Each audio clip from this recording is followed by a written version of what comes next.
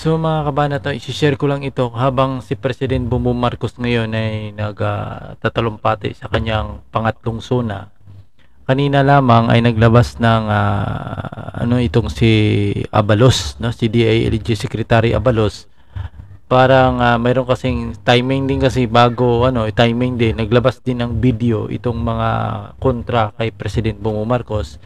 At ang video ay parang ipinakita nila na si President Bongbong Marcos daw ay hit ng ipinagbabawal na gamot. Tingnan natin sa video, ito yung mama nagkiklip nakikita natin. Yung video, si President Bongbong Marcos may nung hinahawakan na parang nasa, tinitikman, parang hindi ko lang ice cream ata yan, kinakain, pero parang binigyan nila ng maling, kasi nakalagay, kumpirmado si Marcos Jr. singhot video, totoo, nakaganon sa caption mga kabana. Pero tiningnan ko sa video, parang hindi totoo si President Bongbong Marcos kasi ang shape ng mukha, ang liig, iba-iba kay President Bongbong Marcos. Lumalabas na parang edited itong video na ito, gumawa ng, halimbawa, ang isang tao ay nagvideo, kunwari mayroong sinisinghot, tapos yung mukha ni President Bongbong Marcos ay pinatong lamang, kasi tingnan yung mukha sa part dito ay makita natin parang nagba-blur, no? Ibig sabihin may edit, no? Tinanggal, kumbaga, tingnan nyo dito banda puti, no? At saka itong buhok na ito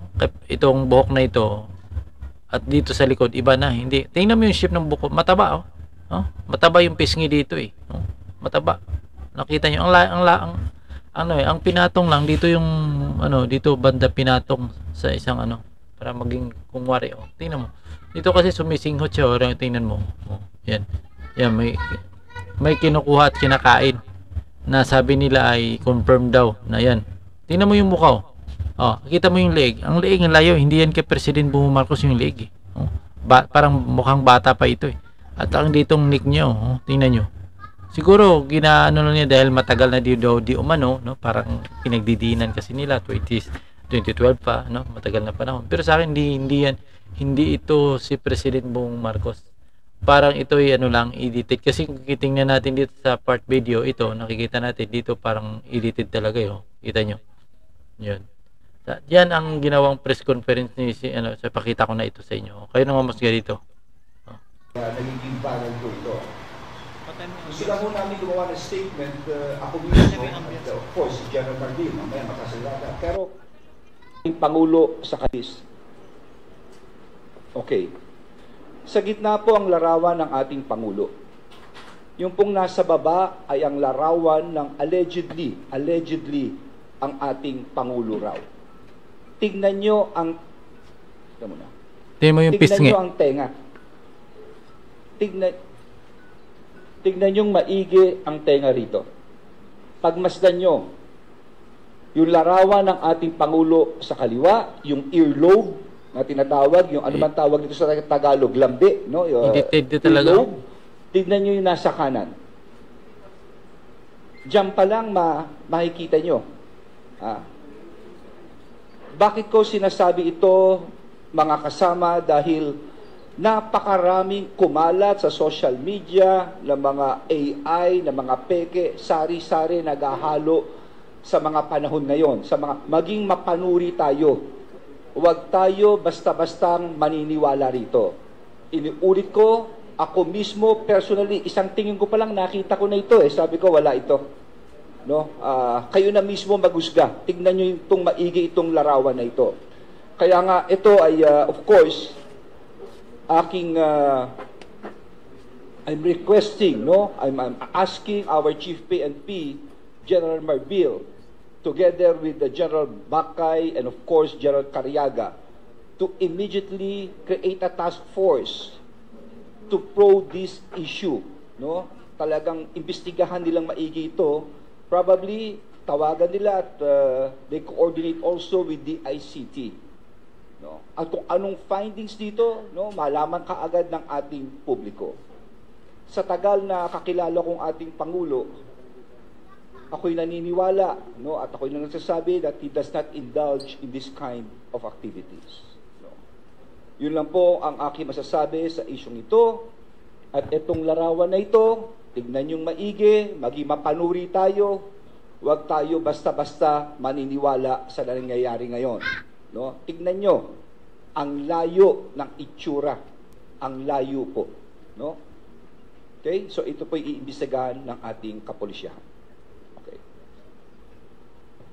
Pagkalat ng video na ito. Well, masyadong malisyoso eh. Alam mo, ngayon nga kaya nakabarong ako the nation address.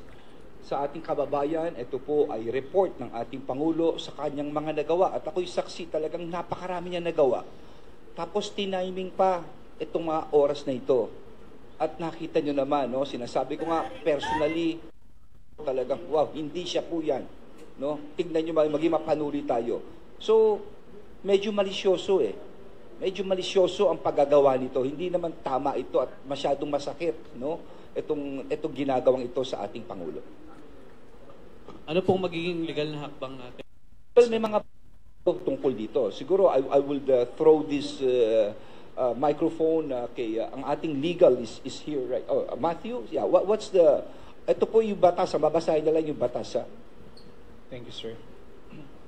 On first glance, ang unang nakikita nating violation dito is that of our anti-cybercrime law, Public Act 10175. Nakikita natin that the elements are present. One is that yung mga elements of the crime is being committed here in the Philippines dahil sa pagpapakalat. Next is of course through the task force na binuo ng ating mahal na secretary, titignan po natin yung mga instruments or gadgets used in the distribution. And the last is there is damage. So clearly, tulad na nasabi ko po, there will be, on first glance, it's the anti-cybercrime law. We will determine and establish the criminal and civil liability of all persons na nagpapakalat po nitong malicious video. Sorry. May na-identified na po ba tayo ng mga personality na nag-upload na sa likod ng pagpapakalat?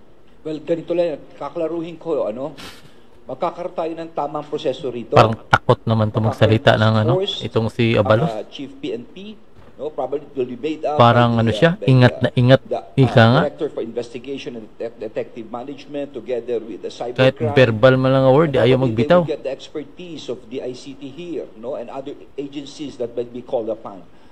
So yan, mga kabalpa sa akin, no? Mga ganong, alam naman natin, edited yan, dapat habulin na, no? Pero itong si Abalos, kitang-kita namang edited, tignan ko, kita ko, naniwala ko, hindi totoo yan, no? Walang video. Ako, hindi totoong video ito. Edited ito, kitang-kita naman, yan, Pero itong si Abalos, ingat na ingat, mga kabanat, no? Takot na takot. Sus Mariusep, paninirang pori yan, at saka sinisiraan presidente ng Pilipinas. Okay lang po muna, pero sa tama, hindi yung gagawa ka na mismo ng kwento, gagawa ka na mismo ng video para siraan mong Pangulo, ay ibang usapan niyan, mga kabanat. Punahin mo lang yung punahin mo lang yung Pangulo sa nakikita mo, sa palagay mong mali. Pero hindi ka na, wag ka nang dumagdag. Wag ka nang gumawa ng issue, no? Kagaya nito, gumagawa na ng issue kunwari, no? Madali naman kasi talaga mag-edit, Kitang-kita naman talaga, kahit ako naniwala ko edited ito, mga kabanat, walang itong katotohanan. At itong mama na ito, maaari ito kung saan niya ito kinuha. At number one, ito rin kasi medyo talaga dapat kung sana katotohanan, hindi yung minsan halimbawa, sasabihin natin kung totoo man talaga yung itong mama na yon, kung totoo man talaga yung sinasabi niya ito, kung totoo man talaga yung mayroon siyang report noong 2012 na naka-schedule si President Bongbong Marcos, sana wag na siyang magdagdag para hindi masisira yung credibility ng kanyang kaso lang marami ng kaya nasisira yung kahit sabihin natin totoo pero nasisira dahil sa mga kung ano-anong pinagsisingit nila kagaya nito, hindi ako naniwala kay totoo ito halatang edited mga kabanat kasi halatang mukha ni President Bongbong Marcos bago video lang ito na parang pinatong yung mukha ni President Bongbong Marcos. Kita mo dito. Ano yan? Anong ginamit na kamera yan? 2012, napakaganda na yung mga kabanat noon, kamera. Kumbaga. 'Di ba? So alam mo na mga kabat, see you next video. So mamaya upload natin yung SONA ni President Bongbong Marcos. May mga napanood ko, kaso lang medyo namatay yung computer ko. Halos 5 5:05 kanina namatay yung computer ko. Ang ano doon, medyo naano ko sa pangako yun doon sa bigas yung intro. Yun siguro unahin ko mamaya. Medyo sana totoo mga kabanat yun, no? So, yan lang. See you next video.